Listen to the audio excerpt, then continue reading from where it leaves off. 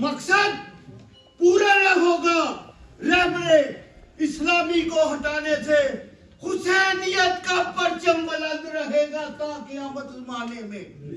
کیوں آزما رہے ہو ہمارے صبر کے امتحان میں؟ ہم گھبراتے نہیں شہادت کی موت سے مر جانے سے. نعرہ حیدری. مختصر ٹائم کم ہے، دو مسئلے بیان کرتے ہیں پاکستان تمام کرتے ہیں.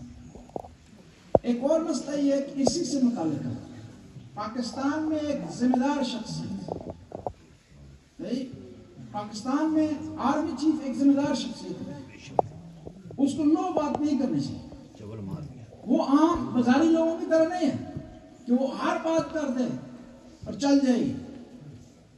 اس کی یہ گھٹیا بات، اس کی بھرپور ہم مذمت کرتے ہیں کہ اس نے کہا کہ اگر پاکستان کے شیعہ ایران سے محبت کرتے ہیں تو ایران چلے جائیں. کیوں چلے جائیں؟ پاکستان تم نے جہیز میں لیا، ماں کے جہیز میں لیا. ہم نے پاکستان بنایا ہے، ہم وہاں کے مقامی آدمی ہیں اور وہاں بیٹھ کر احتجاج کریں گے، محبت کا اظہار کریں گے اور ظالم کی مذمت کریں گے، مظلوم کی حمایت کریں گے. کسی کو حق نہیں پیش پہنچتا کہ وہ ہمیں کہے کہ ہم ایران چلے جائیں. انگریزی بات ہے نا، سارے مسلمان مکہ سے محبت کرتے ہیں، شیعہ و سنی. کہا پھر آپ کہیں گے کہ وہ مکہ چلے جائیں؟ سارے مسلمان فلسطین کو سپورٹ کرتے ہیں، غزہ کی حمایت کرتے ہیں اور کرنی بھی چاہیے. تو کل پھر کوئی کہے گا کہ ہم غزہ چلے جائیں؟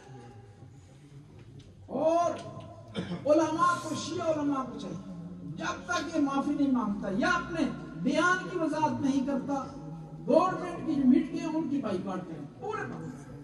اور جو عالم دین نہیں کرتا، عوام کو چاہیے کہ اس کا مواخذہ کرے.